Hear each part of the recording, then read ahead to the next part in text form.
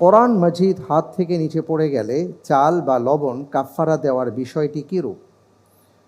এ সুন্নাহ, B মাকরু, C মুবাহ, D বিদআত। উত্তর হিসেবে বেছে নিচ্ছি ডি বিদআত। আপনি যে উত্তরটি দিয়েছেন আপনার উত্তরটি সঠিক উত্তর। আলহামদুলিল্লাহ। প্রিয় দর্শক, কি মনে হয় আপনাদের? নিশ্চয়ই আপনিও হয়তো ভাবছেন যে আসলেই তো আমরা তো জানি যে লবণ দিতে হয়, চাল দিতে হয়, আসলে কি তাই? আসুন এই প্রসঙ্গে আমরা কিছু কথা শুনি এবং বিদআত সম্পর্কে সতর্ক হবার জন্য কী করণীয় সে সম্পর্কে কিছু দিক নির্দেশনা জানার চেষ্টা করি। কুরআন মাজিদ আল্লাহ তাআলার কিতাব, আর প্রত্যেক মুসলমানই কুরআনুল কারীমকে সর্বোচ্চ সম্মান করে থাকে।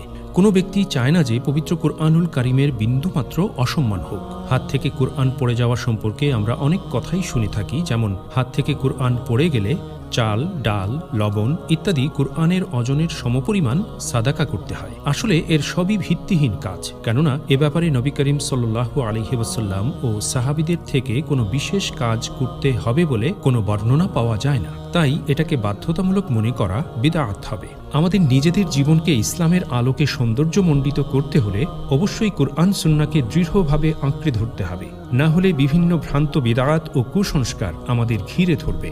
বিদআত খুবই ভয়াবহ অপরাধ, কেননা বিদআত মানুষকে পথভ্রষ্ট করে দেয় এবং বিদআতির তাওবা কবুল হয় না। হযরত জাবের রাদিয়াল্লাহু আনহু বলেন, রাসূল সাল্লাল্লাহু আলাইহি ওয়াসাল্লাম বলেছেন, সর্বোত্তম কথা হলো আল্লাহর কুরআনের কথা, সর্বোত্তম পথ নির্দেশনা হলো মুহাম্মদ সাল্লাল্লাহু আলাইহি ওয়াসাল্লামের দেখানো পথ নির্দেশনা, আর সবচেয়ে নিকৃষ্ট জিনিস হলো দ্বীনের মধ্যে নব আবিষ্কৃত বিষয় অর্থাৎ বিদআত, আর সকল বিদআতই হলো পথভ্রষ্টতা। অন্য হাদিসে এসেছে, হযরত আনাস ইবনে মালিক রাদিয়াল্লাহু আনহু বলেন, নবী করিম সাল্লাল্লাহু আলাইহি ওয়াসাল্লাম বলেছেন, আল্লাহ তাআলা বিদআত সৃষ্টিকারীর তাওবা কবুল করবেন না। সুতরাং বিদআত থেকে আমাদের অবশ্যই বিরত থাকতে হবে। এজন্য আমাদের উচিত পরিপূর্ণভাবে কুরআন সুন্নাহকে আঁকড়ে ধরা।